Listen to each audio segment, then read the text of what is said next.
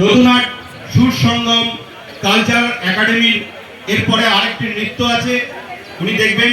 তার মাঝে আমরা সৌরভ ঘোষ, মাননীয় শ্রী সৌরভ ঘোষের কাছে শ্যামাপ্রসাদ মুখার্জি সম্পর্কে কিছু বক্তব্য একটু অল্প সময়ের জন্য শুনে নেব।